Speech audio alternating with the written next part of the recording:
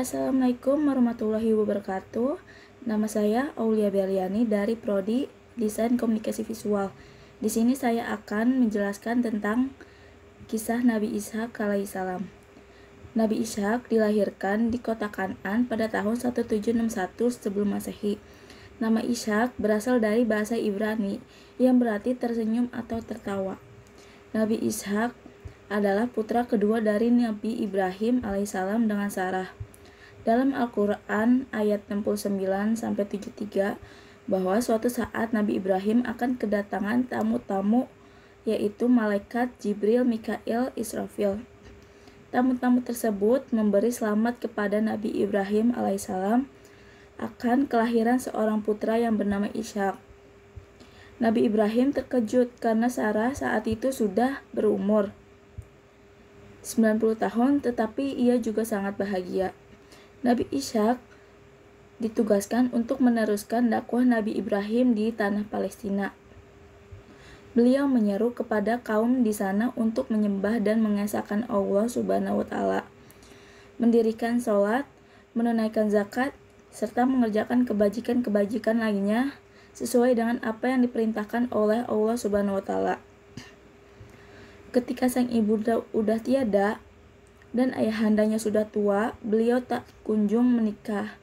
Hingga akhirnya Nabi Ibrahim alaihissalam meminta ke salah satu pelayannya untuk mencarikan istri di Irak.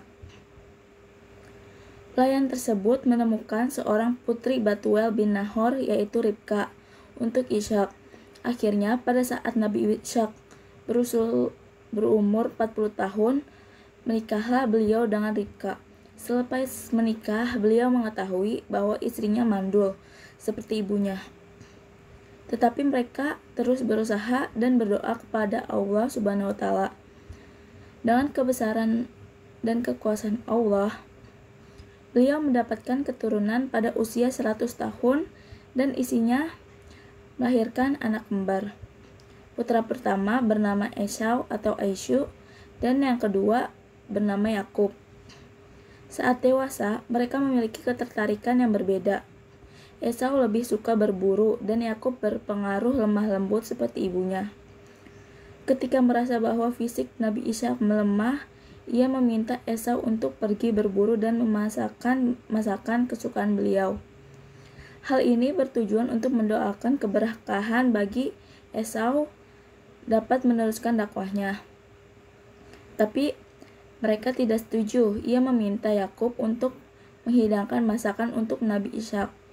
Mengetahui hal itu, Esau datang dan dengan keadaan penuh emosi, Esau bersumpah untuk membunuh Yakub.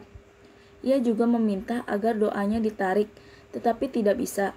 Nabi Ishak alaihissalam meninggal dunia pada usia 180 tahun dan dimakamkan di Gua Mahbila bersama keluarga besarnya, yaitu Nabi Ibrahim, Sarah, dan Ribka.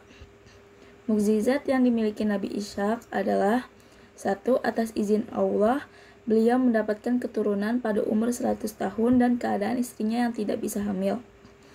2. Keturunan Nabi Ishak adalah pencetus dari munculnya kaum Bani Israel. Kaum Bani Israel terakhir dari para keturunan Nabi Yakub alaihissalam.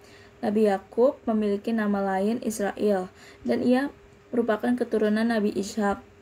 Sehingga dari garis keturunan tersebut lahirlah kaum Bani Israel, di mana total telah ada 12 nabi yang diutus oleh Allah kepada kaum Bani Israel tersebut. Salah satu dari 12 nabi tersebut adalah Nabi Isa alaihissalam.